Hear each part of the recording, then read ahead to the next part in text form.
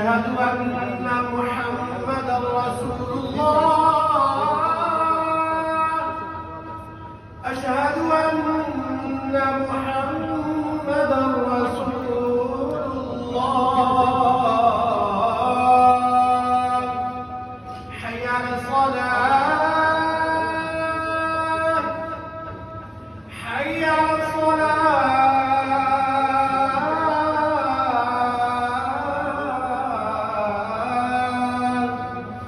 حي على الفلاح. حي على الفلاح.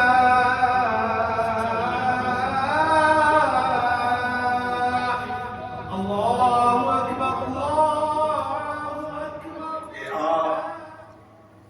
تحریک نظام مصطفیٰ میں اور تحریک ختم نبوت میں بڑھ چڑھ کر حصہ لیتے تھے، بلکہ تحریک ختم نبوت میں آپ کو کئی مہینے جیل بھی جانا پڑا۔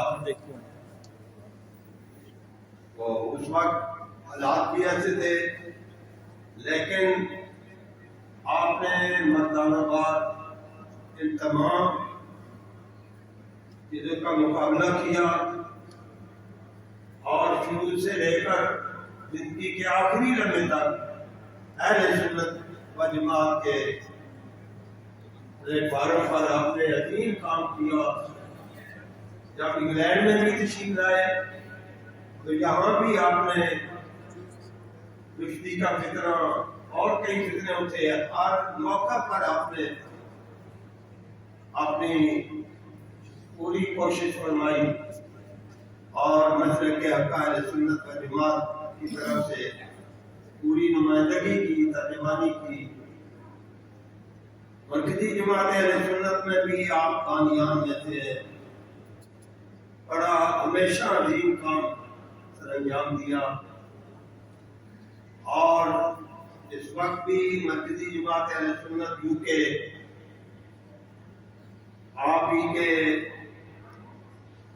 توسط سے چل رہی تھی، اور آپ نے مرکزی جماعت اہل سنت کے لیے بے شمار کارنامہ سر انجام دیے، لیکن آخر ایک دن اس دنیا سے جانا ہی ہے سب نے،